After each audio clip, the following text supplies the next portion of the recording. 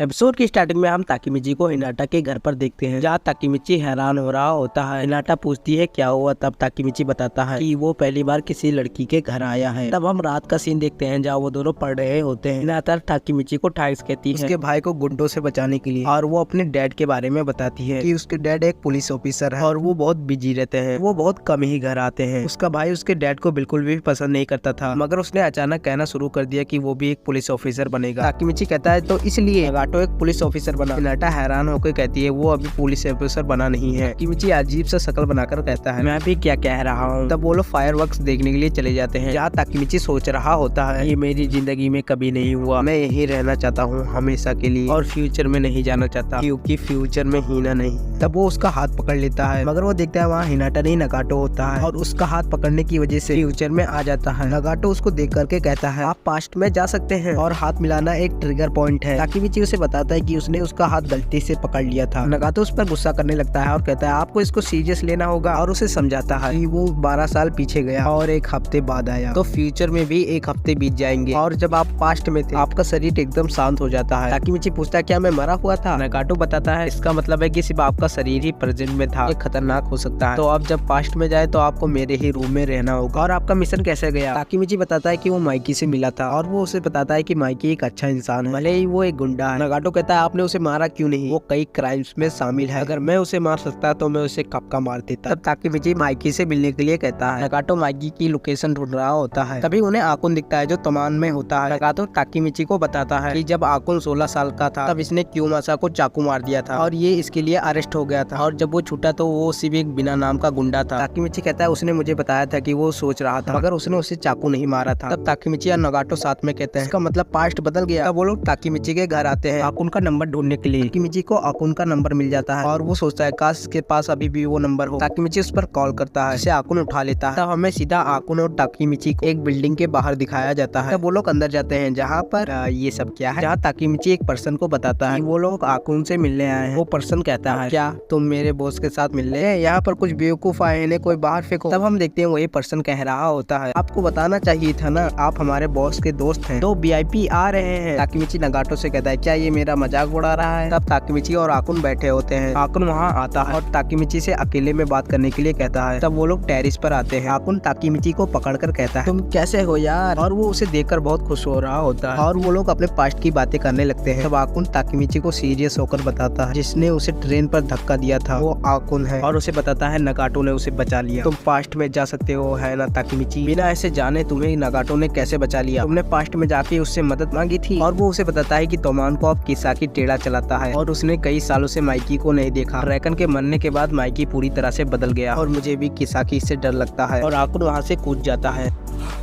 तब हम देखते हैं ताकीमिची को जॉब से निकाल दिया जाता है। ताकीमिची नगाटो के पास आता है और कहता है क्या होगा कि मैं तुम्हारी तरह हिनाटा को भी सब कुछ बता दूं। नगाटो कहता है मेरी बहन तुम्हें पागल समझेगी और तुम्हें छोड़ भी सकती है, मैंने आप पर भरोसा किया था क्योंकि मुझे अजीब चीजें पसंद थी। तब नगाटो बताता है नगाटो की मौत अगस्त 3, 2005 को हुई थी। 50 लोगों के बाइकर गैंग ने उसे चाकू मारा था और माइकी और ड्रैकन में झगड़ा था। ताकीमिची बताता है उनके बीच में कभी भी झगड़ा नहीं हो सकता। नगाटो ताकीमिची को ड्रैकन को बचाने का मिशन देता है और ताकीमिची के पास 2 हफ्ते होते हैं। ताकीमिची नगाटो से हाथ मिलाता है और पास्ट में पहुंच जाता है, जहां वो देखता है और वहां से भागने लगता है और भागते भागते एक जगह रुकता है जहां उसके पास हिनाटा आती है और उससे पूछती है कि वो इतना भाग क्यों रहा है। ताकीमिची कहता है मैं वैसे ही भाग रहा था। तब ताकीमिची के पास ड्रैकन का फोन आता है जो उसे मुसाबी में बुलाता है। तब वो वहाँ जाने लगता है और उसके साथ हिनाटा भी होती है। तब वो लोग वहाँ पर पहुंच जाते हैं जहाँ पर एक लड़का ताकीमिची को धमकाने लगता है। तब वहाँ एक लड़का आता है और कहता है तुम ताकीमिची हो। ताकीमिची हाँ में जवाब देता है। वो लड़का कहता है तुम माइकी के गेस्ट को धमका रहे हो। तब वो लोग माफी मांगने लगते हैं। ताकीमिची माइकी के पास आता है। तब बहुत सब कहने लगते हैं कि तुम अपनी गर्लफ्रेंड को यहाँ क्यों लेके आए हो। ताकीमिची कहता है मुझे पता नहीं था। तब ड्रैगन हिनाटा से माफी मांगता है उसे धमकाने के लिए और एक लड़की से कहता है तुम हमेशा इसकी रक्षा करना, मगर हम देखते हैं कि वो वही लड़की होती है और हिनाटा को सब कुछ बता देती है। तब हिनाटा गुस्सा होती है और ताकीमिची के लगा देती है और वहाँ से चली जाती है। तब वो लड़की ताकीमिची को बताती है वो सब उसने इसलिए बोला था ताकि ड्रैगन उससे जले, मगर ड्रैगन को फाइट और माइकी से फुर्सत ही नहीं मिलती। तब उनकी मीटिंग स्टार्ट हो जाती है और माइकी कहता है वो लोग मोबाइलियस गैंग को खत्म कर देंगे देंगे, क्योंकि उन्होंने इस लड़के के दोस्त के साथ बहुत बुरा किया था और वो लोग इसके लिए 3 अगस्त का दिन रखते हैं। ताकीमिची सोचता है ये तो वही दिन है जिस दिन ड्रैकन मारा गया था। तब वो अगले दिन ड्रैकन से कहता है कि वो उसका बॉडीगार्ड बनेगा, ये बनेगा उसका बॉडीगार्ड, जो खुद लपूसा है। ड्रैकन भी उसे मना कर देता है। तब भी ताकीमिची उसका पीछा करता रहता है और वो लोग एक रेस्टोरेंट में बैठे हो जहाँ माइकी अपना खाना नहीं खा रहा होता क्योंकि उसमें फ्लैग नहीं लगा था। वो लोग एक हॉस्पिटल में जाते हैं और यहीं पर एपिसोड का एंड हो जाता है। अब अगले एपिसोड का लिंक आपकी स्क्रीन पर आ रहा होगा। अगर उससे पहले आप वीडियो को लाइक कर दीजिएगा, चैनल पर सब्सक्राइब कर लीजिएगा। Thanks for watching.